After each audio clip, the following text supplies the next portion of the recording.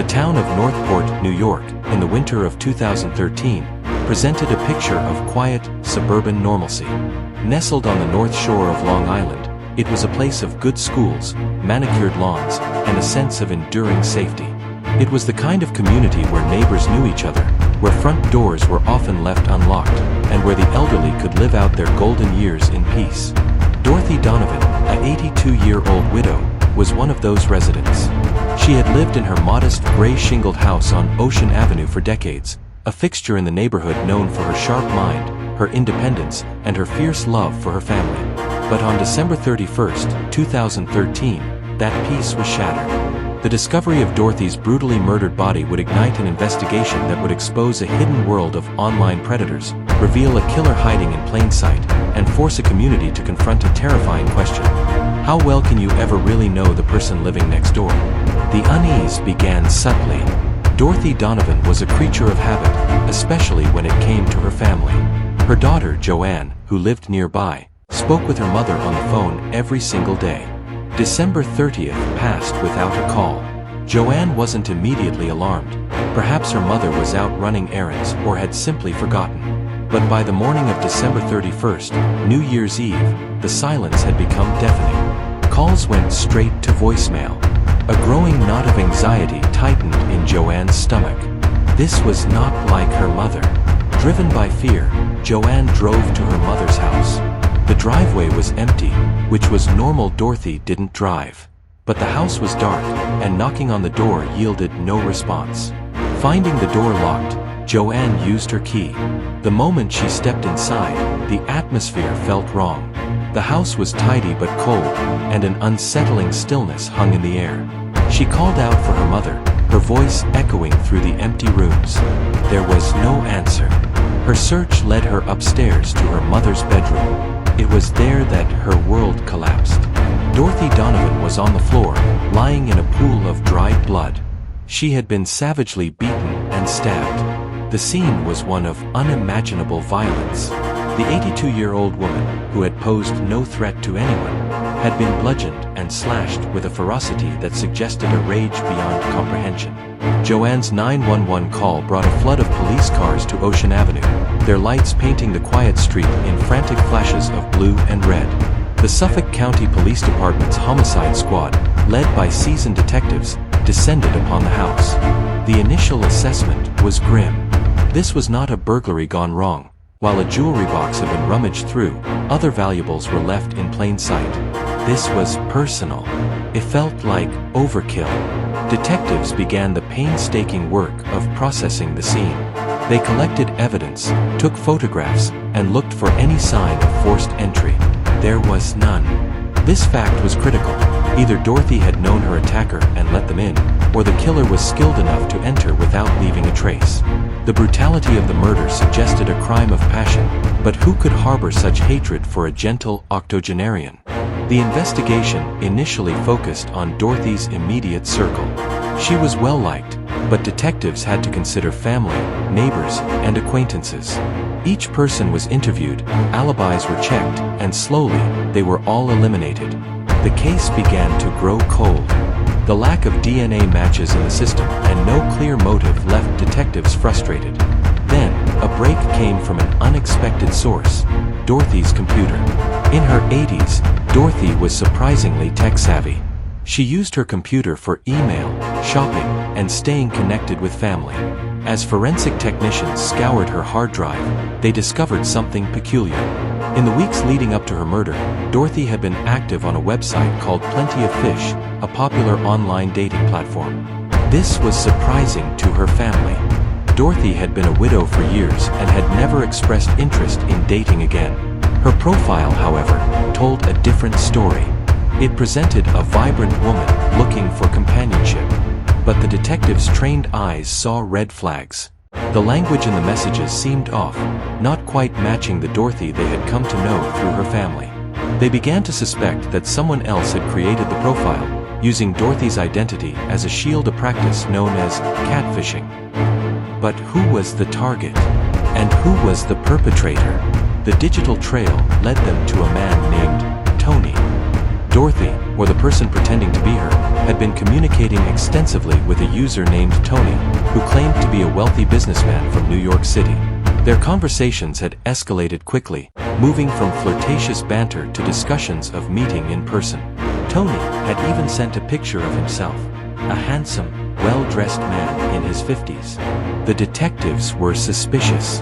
They reverse image searched the photo and, as they suspected, it was a stock photo stolen from the internet. Tony was a phantom. The person behind the Tony profile was the real target of their investigation. This was a complex scheme. Someone had created a fake profile of Dorothy to lure in a man who himself was using a fake identity. The layers of deception were dizzying. Following the digital breadcrumbs, they traced the IP address used to create the Tony profile. It didn't lead to a penthouse in Manhattan. It led to a small, unassuming house just a few blocks away from Dorothy Donovan's home. The house belonged to the Curran family. John Curran, the father, was a well-regarded member of the community. Living with him was his son, 26-year-old Jack Kalinowski. Jack was a familiar sight in the neighborhood. He was quiet, kept to himself, and had a reputation for being a bit of a loner. He worked odd jobs and spent most of his time in the basement, on his computer. To his neighbors, he was an unremarkable, if somewhat awkward, young man. He was also Dorothy Donovan's next-door neighbor. This revelation sent a shockwave through the investigation. The unassuming young man living just feet away was now the prime suspect in a horrific murder. But why? What was the connection between the fake dating profiles and Dorothy's death? Detectives obtained a search warrant for the Curran home and for Jack Kalinowski's computer. What they found was a window into a deeply disturbed mind. Kalinowski's basement bedroom was a command center for an elaborate digital double life. On his computer, they discovered a labyrinth of fake online identities. He wasn't just Tony, he was dozens of people. He created profiles on various dating sites, pretending to be both men and women, engaging in complex webs of lies and manipulation. It was a game to him, a way to exert control and live out fantasies. The key piece of evidence was found in his internet history. He had accessed Dorothy Donovan's Wi-Fi network without her knowledge. He had used her internet connection to create and manage the Dorothy Donovan profile on Plenty of Fish. This was a chillingly calculated move. By using her IP address, he was creating a digital smokescreen, making it appear as if the fake profile was genuinely being operated from her home. The motive began to come into a horrifying focus. Detectives theorized that Kalinowski had created the Dorothy profile to catfish other men, perhaps for his own amusement or as part of a scheme to extort money. But something had gone wrong. Perhaps Tony, the persona he himself was playing, had demanded to meet Dorothy in person. Perhaps Kalinowski, trapped in his own web of lies, felt the scheme was on the verge of being exposed. The only way to prevent Dorothy from discovering that he had stolen her identity and was using her home's internet for his predatory games was to silence her permanently. On January 16, 2014, just over 2 weeks after Dorothy's murder, detectives invited Jack Kalinowski to the police precinct for an interview. He came willingly, perhaps believing he was smarter than the police, that his digital labyrinth would protect him. 4 hours, he maintained a facade of innocence, answering questions with a calm detachment that unnerved even experienced investigators. But the evidence was overwhelming. Confronted with the IP logs, the fake profiles, and the fact that his digital footprint was inextricably linked to the victim, his composure began to crack. The detectives presented their theory of the crime, piece by piece, painting a picture of a meticulously planned but brutally executed murder. They suggested that he had gone to Dorothy's house under the pretense of a neighborly visit, and once inside, the situation had escalated into unimaginable violence. After nearly 7 hours of interrogation, Jack Kalinowski confessed. He admitted to creating the fake profiles. He admitted to using Dorothy's Wi-Fi. And finally, he admitted to her murder.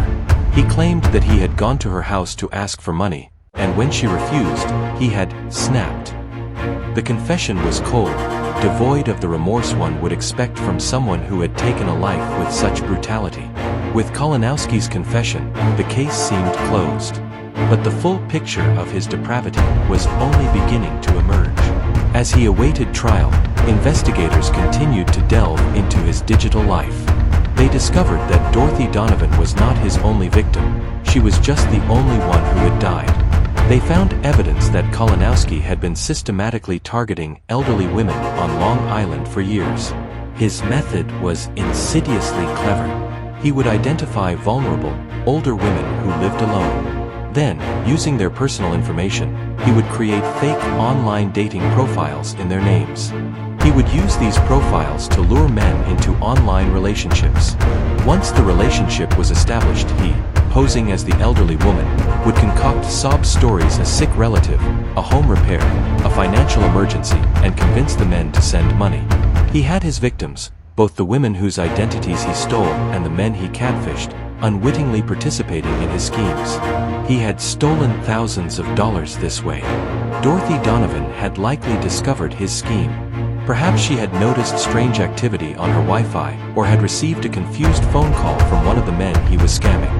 Her murder was likely a desperate act to prevent her from exposing his criminal enterprise. In court, the portrait of Jack Kalinowski that emerged was not of a man who simply snapped, but of a cold, calculating predator. The prosecution argued that the murder was premeditated, a necessary step in his mind to protect his secret life. The violence of the act was not a momentary loss of control, but a reflection of the value he placed on his own freedom over Dorothy Donovan's life. In 2016, Jack Kalinowski stood before a Suffolk County judge. Having already confessed, he pleaded guilty to charges of first-degree murder and second-degree murder. During his sentencing, Dorothy's family delivered victim impact statements that spoke of their profound loss and the terror of her final moments. Her daughter, Joanne, described the unending nightmare of knowing her mother died in such a violent way at the hands of someone she trusted as a neighbor. The judge sentenced Kalinowski to the maximum penalty, 25 years to life in prison. There would be no chance of parole for a quarter of a century. The murder of Dorothy Donovan left a permanent scar on the community of Northport. The illusion of safety was gone. The case serves as a grim parable for the modern age, a stark reminder that the most dangerous threats can be hidden behind a screen and a friendly smile. For law enforcement, the investigation was a landmark case that highlighted the evolving nature of crime. It was one of the first high-profile instances where a murder was directly linked to an elaborate catfishing scheme. It forced detectives to become more adept at navigating the dark corners of the internet and understanding the psychology of digital predators. For families everywhere, the story of Dorothy Donovan is a cautionary tale. It underscores the importance of digital literacy, especially for vulnerable populations like the elderly. It's a lesson in the importance of strong, unique passwords for Wi-Fi networks and a heightened awareness of the personal information we share online. But more than that, it's a lesson in the enduring human capacity for deception. Dorothy Donovan was a victim twice over, first of a stolen identity, and then of a brutal murder designed to keep that theft a secret. Her story is not just a true crime statistic, it is a tragedy that bridges the gap between the physical and digital worlds, proving that the violence born in the dark web of lies can shatter the peace of the sunlit world with devastating force. The whisper of keys on a keyboard in a basement room, weaving a web of fantasy and control, ended in a silent, bloody horror in an attic bedroom just next door. And in that silence, a community learned that the most terrifying monsters are not the ones who hide in the shadows, but the ones we never think to look for in the first place.